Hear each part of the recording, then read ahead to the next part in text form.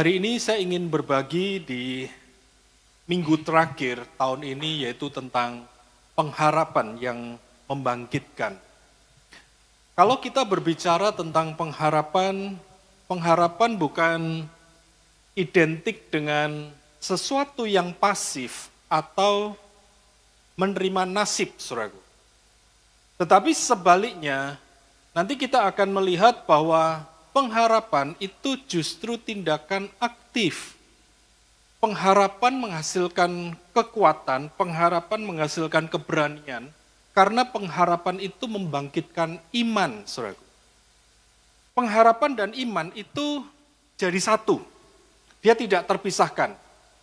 Oleh sebab itu, pengharapan bukan sesuatu yang pasif, bukan terima nasib, diam saja dan tidak ngapa-ngapain. Sekali lagi, sebaliknya justru pengharapan adalah sesuatu yang aktif, saudaraku. Ya. Dan pengharapan itu adalah salah satu elemen yang sangat penting di dalam kehidupan manusia. Boleh dikatakan bahwa pengharapan itu menggerakkan kehidupan manusia, saudaraku. Saya sangat setuju sekali dengan pernyataan Paulus ya, ketika dia bilang iman, harap, dan kasih. Iman, harap, dan kasih ini adalah penggerak hidup manusia, saudara. Kalau kita berbicara passion adalah bagian daripada kasih. Ya, tiga ini adalah unsur penggerak kehidupan manusia. Nah, saya ingin menceritakan lagi, tadi di 1 dan 2 saya sudah cerita ya. Satu kali saya bertemu dengan orang yang punya semangat yang tinggi dalam hidupnya. Dia adalah orang yang high achievement profilnya. Maksudnya dia sangat sungguh-sungguh untuk meraih sesuatu. Nah, saya tanya, apa harapanmu di tahun 26? Yang menarik dia bilang bahwa saya tidak berani berpengharapan lagi kok, dia bilang gitu. Loh, kenapa? Ya, karena setiap kali dia punya pengharapan, pengharapannya tidak terjadi. Sehingga dia bilang dia tidak berani berpengharapan lagi. Akhirnya kami sharing-sharing tentang apa itu pengharapan. Nah, mungkin demikian juga dengan kita. Tahun ini atau tahun sebelumnya mungkin kita punya pengharapan dan tidak pernah terjadi mungkin. Pingin naik karirnya, harapannya mungkin tidak terjadi. Pingin mendapatkan omset yang lebih besar, mungkin tidak terjadi. Pingin jalan-jalan ke luar negeri, mungkin tidak terjadi. Atau mungkin terjadi juga. Ya, mungkin ada yang punya pengharapan dan itu terjadi, ada punya pengharapan dan itu tidak terjadi. Nah, saya ingin mengajak saudara untuk melihat bagaimana pengharapan ini menjadi unsur yang sangat penting di dalam hidup manusia. Bisa dikatakan orang tidak punya pengharapan, dia akan kehilangan visi, saudaraku. Nah, fakta yang pertama, saya ingin mengajak saudara melihat bahwa pengharapan itu akan meningkatkan ketahanan mental. Dengan kata lain, pengharapanlah yang membuat manusia nggak stres dan jadi gila, saudara. Simpelnya demikian. Ya, di sini dikatakan bahwa pengharapan memberi kemampuan untuk bertahan menghadapi tekanan. Dia memberikan kemampuan untuk bangkit dari keterpurukan dan tidak mudah menyerah menghadapi masalah. Bahkan penelitian menunjukkan bahwa orang dengan tingkat pengharapan yang tinggi lebih mampu menghadapi stres, trauma, dan tekanan hidup dibandingkan orang yang pengharapannya rendah, saudaraku. Nah, oleh sebab itu ketika seseorang punya pengharapan yang tinggi, itu akan mengurangi risiko depresi. Jadi kalau kita suka stres dan gampang depresi, bahkan putus asa, sebetulnya itu indikasi bahwa kita tidak punya pengharapan, saudara. Ya, dia menurunkan kecemasan, ya, cemas, panik, ya kan. Bagaimana dengan masa depanku? Ya, bagaimana dengan income-ku? Bagaimana dengan keluargaku? Wah, kita cemas seperti tidak bisa melakukan apapun. Nah, itu adalah tanda bahwa kita tidak punya pengharapan. Demikian juga pengharapan yang tinggi itu meningkatkan daya juang. Makanya saya menyebut bahwa pengharapan itu justru akan membuat seseorang menjadi aktif. Contohnya misalkan, saya tidak punya rumah, saya ingin banget punya rumah. Terus ada kontes olahraga. Taruhlah misalkan olahraga lari, maraton. Di mana hadiah utamanya adalah rumah. Wah, saya kepingin, saya terobsesi, saya kepingin, saya berpengharapan dapat atau tidak dapat? Dapat tentunya. Karena saya tidak punya rumah, saya pingin sekali dapat rumah. Saya muncul pengharapan, saya pingin dapat rumah. Ketika muncul pengharapan dapat rumah, kira-kira saya akan latihan lari enggak? Kira-kira saya akan berjuang untuk maraton enggak? Saya akan berjuang untuk itu. Saya akan mengupayakan disiplin diri saya untuk lari, saudaraku. Saya tidak ambil pusing siapapun yang bakal menjadi lawan saya. Saya enggak akan ambil pusing. Kenapa? Karena pengharapan itu memberi saya kekuatan untuk saya menghadapi penderitaan. Pengharapan itu membangkitkan kemampuan saya untuk saya menghadapi tekanan demi tekanan. Tapi kalau saya tidak punya pengharapan, wah sudah pasti saya akan bakal pesimis. Aduh, musuh saya hebat-hebat. Ya, saya lihat di IG-nya dia 20 kilo, hanya 5 menit. Wah, ya 50 kilo, hanya 30 menit. Wah, misalkan begitu. Wah, sudah pasti saya tidak akan punya keberanian, saudaraku. Kenapa? Karena saya tidak punya pengharapan. Semakin saya tidak punya pengharapan, saya semakin malas untuk latihan. Saya semakin tidak disiplin, saya semakin asal-asalan. Saya tidak mau lakukan apa-apa. Kenapa? Karena saya tidak punya pengharapan untuk menang. Ketika saya punya pengharapan untuk menang, maka saya akan fight. Saya tidak takut untuk menderita, saya tidak akan takut. Nah, pengharapan akan menghasilkan itu, saudara.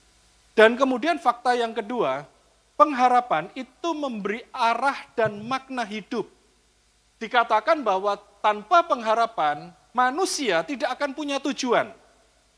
Motivasinya rendah, kehilangan alasan untuk berusaha. Percumalah berusaha. Ya paling cuman gini-gini aja kok. Ya, saya sudah berusaha. Ya, saya sudah berusaha 3 bulan, gak ada apa-apa. Ya sudahlah. Ya, ketika seseorang tidak punya pengharapan, dia akan kehilangan alasan untuk berusaha. Ketika kita tidak punya pengharapan akan keluarga kita tidak akan punya alasan kenapa engkau harus memperjuangkan keluarga. Ketika engkau tidak punya pengharapan untuk pernikahanmu, engkau tidak punya alasan yang kuat kenapa harus mempertahankan pernikahan. Ketika engkau tidak punya pengharapan akan masa depanmu, kita nggak akan punya alasan yang kuat kenapa saya harus berusaha untuk meraih masa depan yang lebih baik. Kita nggak akan punya alasan yang kuat, saudara. Pengharapan memberikan keyakinan bisa bergerak menuju tujuan, kemampuan menemukan jalan, makanya orang ketika punya pengharapan dia akan makin kreatif. Ya, saya mau bertanding tinju nih. Kalau pengharapannya menang, saudaraku, maka dia akan latihan, dia akan menjadi kreatif. Ya, dia akan belajar melakukan pukulan-pukulan yang baru, dia akan berusaha cari pelatih yang bagus. Ya, dia orangnya akan menjadi sangat adaptif banget. Ya, dia tidak mudah mencerah. Tujuannya apa? Supaya mencapai tujuan. Inilah kenyataan tentang pengharapan, saudaraku. Saya sengaja menampilkan data terlebih dahulu, supaya kalau nanti kita berbicara pengharapan, saudara tidak sibuk, wah ya ini cuma rohani, apa kata Alkitab. No, saudaraku. Ini hasil riset. Ini hasil riset menunjukkan bahwa pengharapan itu sangat-sangat berguna untuk kehidupan manusia. Pengharapan itu sangat mempengaruhi kehidupan manusia, saudaraku. Kehilangan pengharapan, maka kita tidak punya alasan kenapa saya harus hidup. Kita nggak punya alasan. Nah, makanya kita bisa lihat ya, ini ada 3 faktor utama daripada pengharapan. Pengharapan akan menghasilkan motivasi, pengharapan akan membuat kita punya strategi dan memiliki ketahanan. Kalau kita tidak punya ini, simple kesimpulannya, berarti tidak punya apa? Pengharapan. Karena pengharapan akan membangkitkan motivasi, akan membuat kita punya strategi dan kita memiliki ketahanan menghadapi penderitaan. Pengharapan akan membuat kita tidak pernah takut masuk tahun 26. Pengharapan tidak akan pernah membuat kita takut untuk masuk masa-masa sulit. Itu tidak akan pernah takut. Tidak akan. Hanya orang yang tidak punya pengharapan yang selalu takut terhadap masa-masa sulit. Gitu. Nah, saya simpulkan demikian. Pengharapan merupakan energi kehidupan yang membuat manusia terus bergerak, penuh sukacita dan kekuatan untuk bertahan dan maju. Makanya kita bisa lihat ya di Kisah Para Rasul, bagaimana ketika Paulus dipasung di dalam penjara, dia tetap bersukacita dan menyanyi. Saudara. Kenapa? Karena dia punya pengharapan yang kokoh di dalam Kristus. Pengharapannya nggak akan pernah hilang. Itu sebabnya kenapa Paulus bisa menghadapi penderitaan demi penderitaan dengan penuh sukacita. Bahkan dia bisa pamerin. Di dalam tubuhku itu ada tanda-tanda milik Kristus. Wah, dia bisa pamerin, saudara. Kenapa? Karena pengharapan itulah yang membuat dia terus bergerak, penuh dengan sukacita, dan dia tidak pernah menyerah. Oleh sebab itu, kalau didefinisikan, boleh dikatakan bahwa pengharapan adalah kemampuan melihat hal baik di masa depan. Makanya pengharapan itu selalu berkaitan dengan iman, saudara. Ya, kita mampu melihat hal baik di masa depan. Tahun 26 suram enggak? Iya suram, tetapi pengharapan membuat kita mampu melihat hal baik di tahun 26, saudara. Sekali lagi, hal baik. Pengharapan itu bukan melihat hal yang buruk. Makanya enggak pernah orang bilang begini, aku punya pengharapan tahun 26 lebih sulit dan aku lebih menderita. Begitukah pengharapan? No. Pengharapan justru membangkitkan di tahun 26, aku akan lebih berhasil, aku harus sukses. Meskipun sukses, berarti menderita enggak? Iyalah, mana ada kesuksesan enggak menderita kecuali dapat warisan. Loh iya kan? Kalau ingin sukses ya berarti harus siap untuk lebih menderita. Tetapi pengharapan membuat kita melihat yang lebih baik. Yang dilihat suksesnya atau menderitanya? Suksesnya, pengharapan itu berharap suksesnya yang diterima. Meskipun jalannya juga penuh penderitaan, tetapi pengharapan tidak pernah ngajak kita, tahun 26 aku pasti lebih menderita. Enggak akan. Pengharapan mengajak kita melihat hal yang baik, saudara. Nah itulah pengharapan. Sekarang kita lihat firman Tuhan. Kitab Roma mengatakan, semoga Allah, sumber pengharapan, memenuhi kamu dengan segala sukacita dan damai sejahtera di dalam iman kamu. Oke ya, pengharapan akan menghasilkan apa? Sukacita, damai sejahtera di dalam iman kamu. Makanya sekali lagi pengharapan membuat kita tidak pernah takut mengalami penderitaan. Tadi kita sudah lihat. Supaya oleh kekuatan Roh Kudus kamu berlimpah-limpah di dalam pengharapan. Hal ini menarik banget karena dikatakan semoga Allah sumber pengharapan. Dari statement ini kita bisa lihat bahwa pengharapan itu tidak berbicara tentang apa yang kamu ingin raih. Pengharapan itu tidak berbicara tentang apa yang ingin kamu capai. Apa yang ingin kamu dapatkan. Tetapi pengharapan itu berbicara kepada siapa kamu berharap. Kenapa saya sebut kepada siapa? Karena kalimat ini dikatakan semoga Allah. Apa Allah? Sumber pengharapan. Jadi pengharapan itu lebih berbicara kepada siapa kamu berharap. Bukan masalah apa yang ingin kamu capai. Apa yang ingin kamu raih. Bukan, saudaraku. Makanya pertanyaannya begini. Siapa atau apa yang menjadi sumber pengharapanmu? Kalau yang menjadi sumber pengharapanmu adalah asetmu, tabunganmu, maka ketika itu habis lenyap, jangan heran kalau kita akan jadi gila, saudaraku. Kita akan frustrasi dan jadi gila. Kenapa? Karena sumber pengharapan adalah tabungan dan semua aset. Kalau sumber pengharapan itu adalah pekerjaanmu, gajimu, maka kita akan bersuka cita kalau mendapatkan Tuhan atau mendapatkan gaji. Halo? Gaji. Kita nggak bersuka cita karena Tuhan kok. Kita bersuka cita karena gaji. Dan kita sedih bukan karena Tuhan, tapi karena kehilangan gaji. Kenapa? Karena yang menjadi sumber pengharapan itu adalah gajimu. Itu adalah karirmu.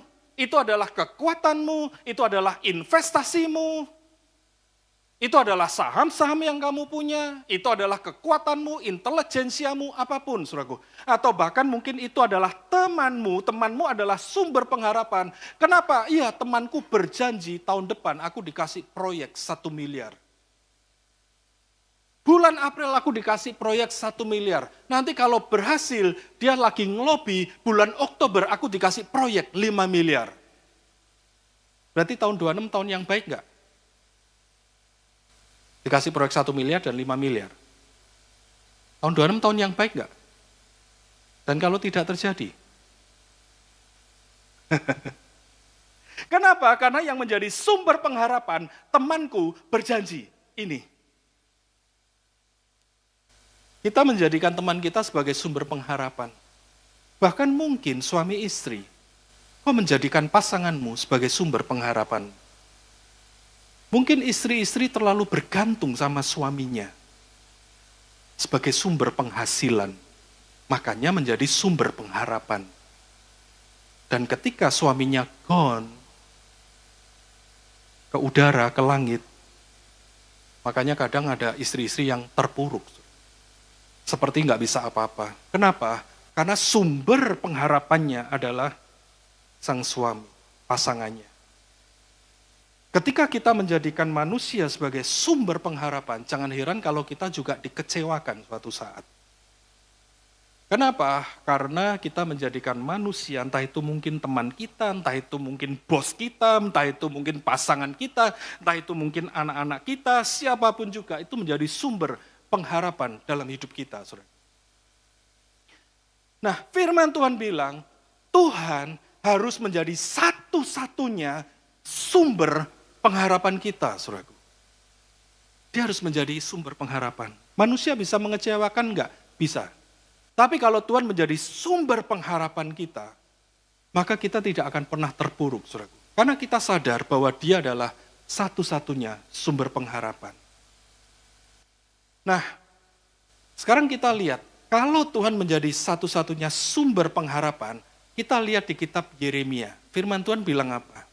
Firman Tuhan bilang begini, sebab aku ini mengetahui rancangan-rancangan apa yang ada padaku mengenai kamu, tentang kamu. Demikian firman Tuhan, yaitu rancangan damai sejahtera dan bukan rancangan kecelakaan. Jadi kalau manusia mengalami kecelakaan, kegagalan, problem, saudaraku, masalahnya ada di mana? Tuhan atau saya? Orang Kristen lebih suka komplain, yang bikin kecelakaan siapa? Tuhan atau saya? Kita komplainnya, siapa yang bikin kacau? Tuhan, aku sudah berusaha. Kenapa kacau semua? Tuhan bilang, saudaraku, aku ketika Tuhan menjadi satu-satunya sumber pengharapan, Tuhan bilang, aku ini tahu rancangan apa yang ada padaku tentang kamu, aku itu tahu. Yaitu rancangan damai sejahtera dan bukan rancangan kecelakaan. Jadi kalau sampai kita ngalami celaka, karena mungkin kita salah sumber pengharapan. Dan saya ngalamin berkali-kali. Bagaimana saya juga salah sumber pengharapan. Ketika saya berharap kepada teman saya yang memberikan sebuah posisi di perusahaan, memberikan fasilitas, ternyata saya punya problem. Ya, saya kena masalah besar. Saya berpikir bahwa Tuhan yang bikin. Ternyata firman Tuhan bilang, bukan Tuhan yang bikin. Kenapa? Karena saya yang bikin sendiri. Saya yang bikin teman saya menjadi satu-satunya sumber pengharapan. Seakan-akan yang memelihara saya itu Tuhan atau teman. Kalau temanmu berjanji engkau dikasih proyek 5 miliar, berarti yang memeliharamu adalah Tuhan atau temanmu. Lebih baik kehilangan Tuhan atau kehilangan teman. Loh, kehilangan teman proyek 5 miliar hilang. Kehilangan teman atau kehilangan Tuhan? Yakin. Proyek bye-bye. Ya. Nah, saudara, ya, wih bagus ya efeknya. Ada sound efeknya. Nah, rancangan damai sejahtera dan bukan rancangan kecelakaan. Untuk apa sih? Untuk memberikan kepadamu hari depan penuh harapan. Nah, kita harus berani menjadikan Tuhan sebagai satu-satunya sumber pengharapan, saudaraku. Mungkin orang bisa mengecewakan, ya kan? Mungkin uang yang kita punya bisa mengecewakan. Ya, kita sudah berusaha bekerja keras, kita kumpulin banyak. Bisa nggak hilang sekejap? Bisa. Ya, hilang sekejap bisa, saudaraku. Saudara yang punya mobil, mobilmu bermasalah berat aja, langsung dalam sekejap bisa hilang nggak? Udah nyimpen nih padahal, udah nabung nih. Belum lagi kalau rumah yang bermasalah, wah bisa dalam sekejap hilang nggak? Bisa, saudaraku. Semuanya bisa hilang dalam sekejap.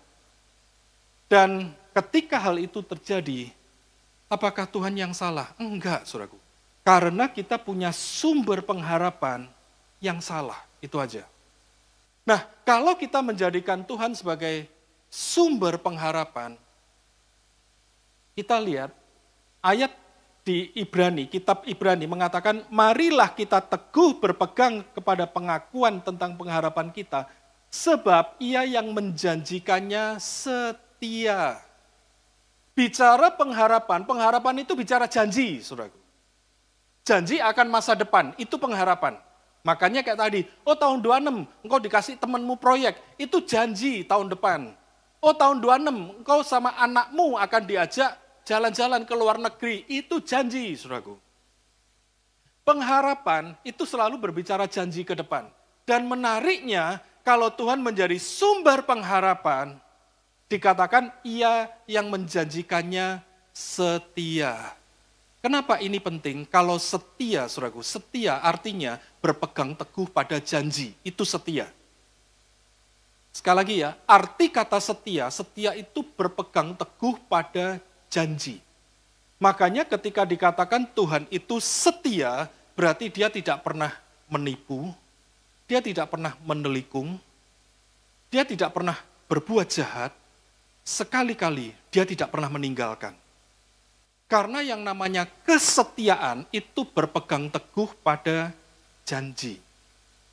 Contohnya, yang paling populer itu adalah janji pernikahan. Janji setia pada pernikahan itu akan selalu bersama ketika suka atau ketika duka.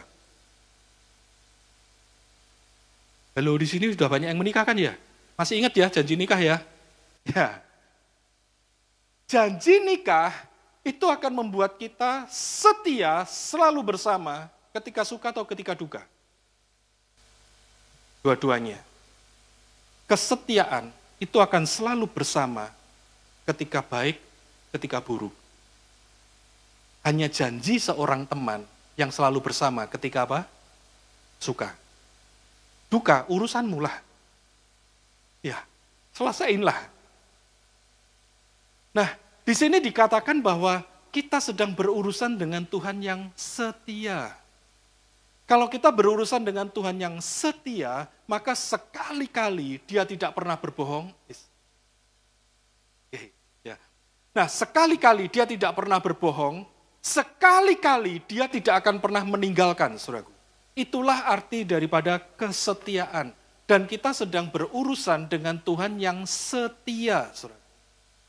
Makanya, sekarang kalau kita berbicara tentang pengharapan, saya ajak saudara untuk melihat ini.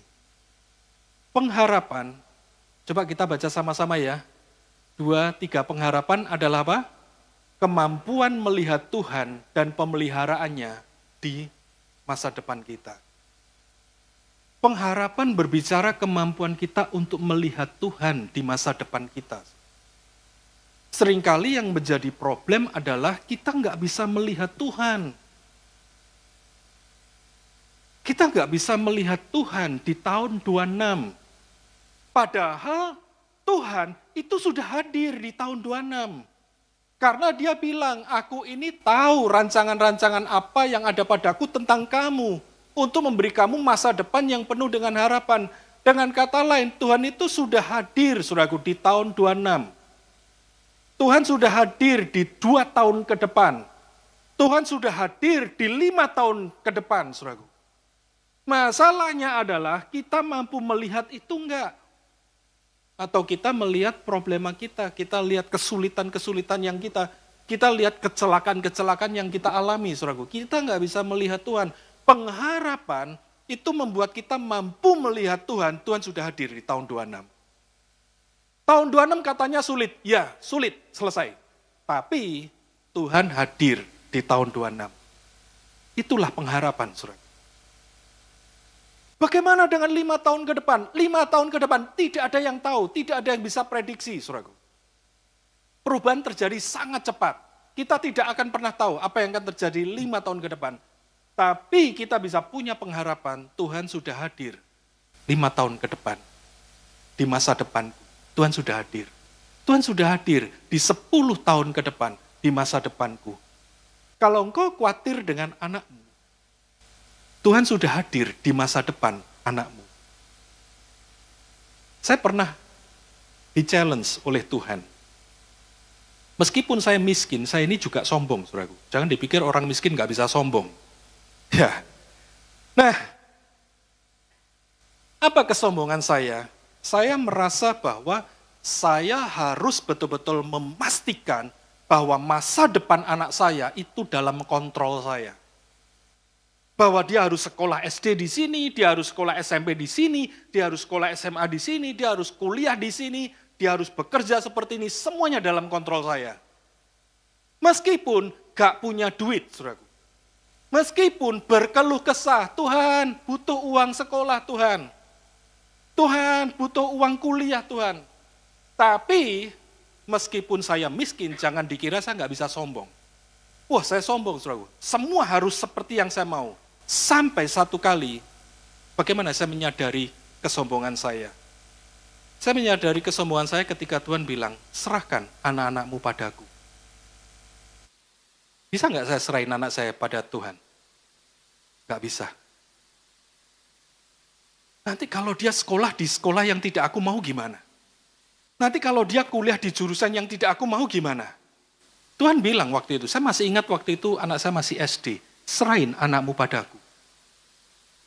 Kalau saya harus menyerahkan anak saya kepada Tuhan, berarti masa depan anak saya di tangan Tuhan atau di tangan saya?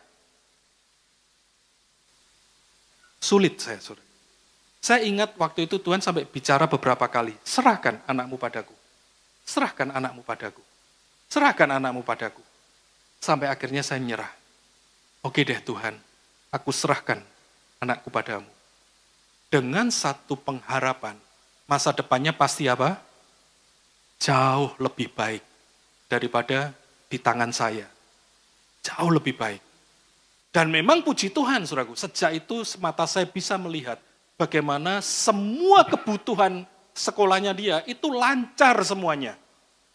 Meskipun saya miskin, tapi saya bisa menyekolahkan mereka sampai lulus, saudaraku. Sampai kemudian kemarin setelah dua-duanya lulus, saya ngomong sama anak-anak saya, kalian harus tahu ya, yang menyekolahkan kalian, yang mengkuliahkan kalian, itu bukan papa, bukan. Itu Tuhan, karena Tuhan yang minta. Karena kalau saya hitung-hitung, saya tidak punya duit, saudaraku, untuk menyelesaikan itu semua. Saya nggak punya. Tapi sekali lagi, pengharapan itu membuat kita bisa melihat, Tuhan sudah ada loh di masa depanku. Kalau engkau khawatir tentang masa depan anak-anakmu, Tuhan sudah ada di masa depan anakmu. Saya mau beritahu, salah satu contoh kekhawatiran orang tua apa? Engkau pasti sibuk kan yang punya anak masih kecil, ada nggak yang sibuk cari asuransi pendidikan untuk anaknya? Ada yang sudah mulai berpikir? Ya, Dan itu menjadi ladang yang bagus sekali untuk kita ditakut-takutin kan? Ya, ditakut-takutin. Masa cukup segini? Bayangkan kalau anakmu mau kuliah ke Singapura, masa cukup segini?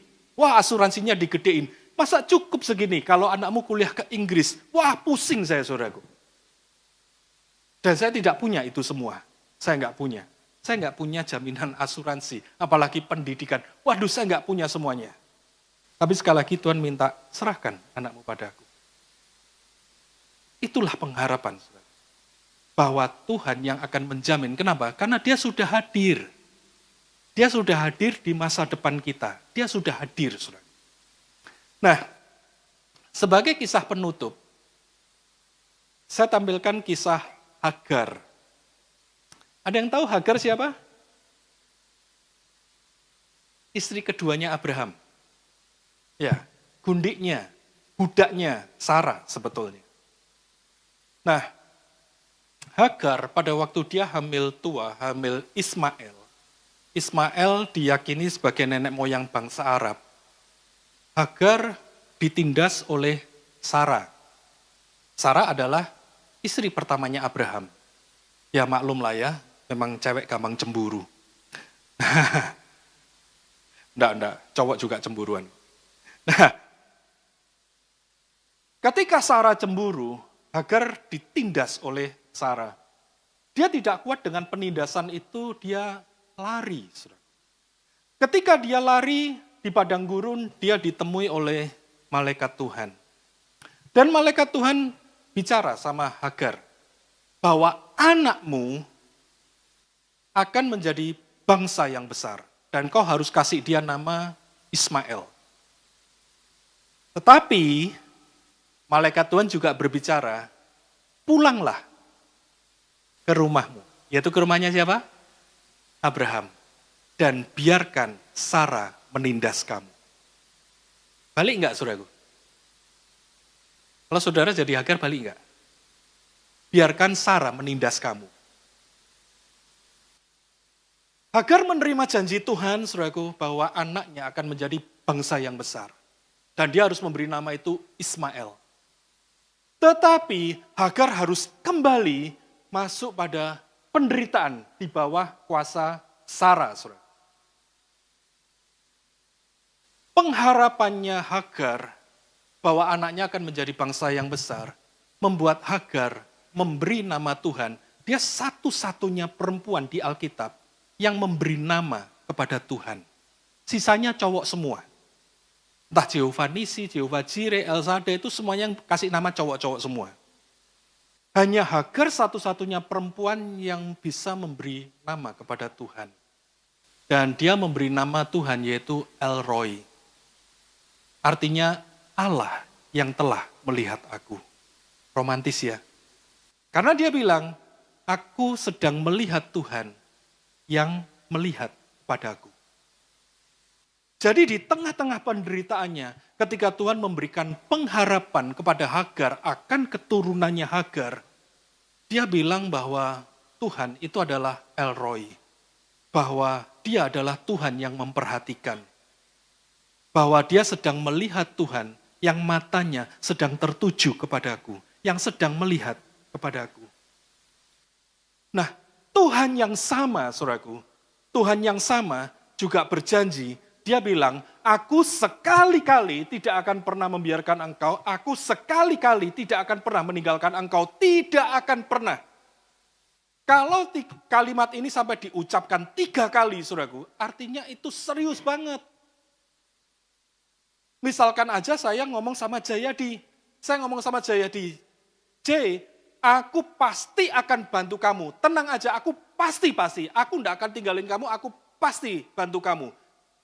Kamu nggak usah khawatir, aku tidak akan pernah tinggalin kamu. Kalau saya tekankan 3 kali, berarti saya serius nggak? Serius. Jayadi boleh nggak punya keyakinan? Ya. Jayadi boleh punya keyakinan, dia boleh punya pengharapan. Bahwa Tuhan tidak akan pernah meninggalkan. Sekali-kali Tuhan tidak akan pernah meninggalkan. Kenapa? Karena kita berurusan dengan Tuhan yang setia, saudara. Dan Tuhan yang sama yang melihat kepada Hagar, sekali lagi, dia bilang, aku tidak akan pernah meninggalkan engkau. Dan Tuhan genapi itu di dalam Immanuel, kehadiran Yesus. Dia bukan cuma Tuhan yang melihat, tetapi dia bilang, aku hadir di dalam hidupmu. Aku sertai kamu. Dia bukan cuma sekedar melihat, tetapi dia hadir, dia ada di tengah-tengah kita, dan dia bilang, aku menyertai kamu. Oleh sebab itu kita bisa punya keyakinan penuh, saudaraku, ketika kita menjadikan Tuhan sebagai sumber pengharapan. Kenapa? Karena dia bukan hanya melihat, dia hadir. Dan dia berjanji bahwa dia adalah Tuhan yang setia. Sekali-kali aku tidak akan pernah tinggalkan kamu, tidak akan pernah. Aku selalu beserta dengan kamu. Itu adalah Tuhan di mana kita bisa menaruh pengharapan kita, saudaraku. Dia hadir di masa depan setiap kita. Amin. 1 tahun ke depan dia sudah hadir. 2 tahun ke depan dia sudah hadir. 3 tahun ke depan dia sudah hadir. 5 tahun, 10 tahun ke depan dia sudah hadir, saudaraku. Dan sebagai penutup yang terakhir, ayat ini mengatakan bahwa ketika Tuhan menjadi sumber pengharapan, maka oleh kekuatan Roh Kudus kita akan berlimpah-limpah dengan pengharapan. Ketika Tuhan menjadi sumber pengharapan, Roh Kudus akan memberi kekuatan untuk kita bisa punya pengharapan. Untuk keluarga kita, untuk masa depan anak-anak, untuk kesehatanmu, untuk pekerjaanmu, untuk bisnismu, untuk jaminan masa depanmu. Roh Kudus akan memberi kita berlimpah-limpah pengharapan, saudara. Ya, sebagai contoh seperti perempuan ini. Perempuan yang mengalami sakit pendarahan, ketika dia mendengar berita-berita tentang Yesus, pengharapannya muncul kepada Yesus. Mungkin sebelumnya dia punya pengharapan terhadap tabib. Dia punya pengharapan terhadap berbagai macam obat. Karena dikatakan dia banyak sekali pergi ke tabib. Tetapi sekarang pengharapannya mulai bergeser. Bahwa Tuhan harus menjadi satu-satunya sumber pengharapan. Ketika dia punya pengharapan kepada Tuhan, dia mendengar berita-berita tentang Yesus. Pengharapan sekali lagi itu membangkitkan iman. Bangkitlah imannya yang sangat-sangat kecil. Kenapa sangat kecil? Karena hanya nyenggol jubahnya Yesus. Pengharapan yang sangat besar menghasilkan iman yang kecil. Tetapi kita bisa lihat endingnya bahwa perempuan ini ngalamin kesembuhan, saudara. Nah, demikian juga dengan kita, saudara. Mungkin kita punya banyak sekali pengharapan. Mungkin pengharapan janji terhadap dari bos kita punya pengharapan terhadap pekerjaan kita punya pengharapan terhadap kemampuan kita sendiri, kekuatan kita sendiri. Mungkin kita punya pengharapan terhadap siapapun. Tapi belajar dari perempuan ini, dia dengar berita-berita tentang Yesus. Dan dia rubah pengharapannya. Bahwa satu-satunya pengharapan, sumber pengharapan itu kepada Tuhan. Boleh jadi mungkin kita punya banyak rencana, saudaraku, di tahun 26. Kita punya banyak target di tahun 26. Tapi belajarlah untuk meletakkan semua perencanaan kita, semua target kita di bawah kaki sang sumber pengharapan, yaitu Tuhan sendiri. Ya, jangan kita punya pengharapan atas rencana kita punya pengharapan atas target kita. Tidak salah pasang target, tidak salah bikin rencana, saudaraku, enggak salah. Tapi taruh itu semua di kaki sang sumber pengharapan. Bergantunglah pada sang sumber pengharapan. Tuhan Yesus memberkati. Mari kita berdoa. Terima kasih Roh Kudus, Kau kuatkan setiap kami. Biarlah Engkau satu-satunya yang menjadi pengharapan kami. Untuk kami boleh menjalani tahun-tahun ke depan. Terima kasih Tuhan. Dalam nama Tuhan Yesus.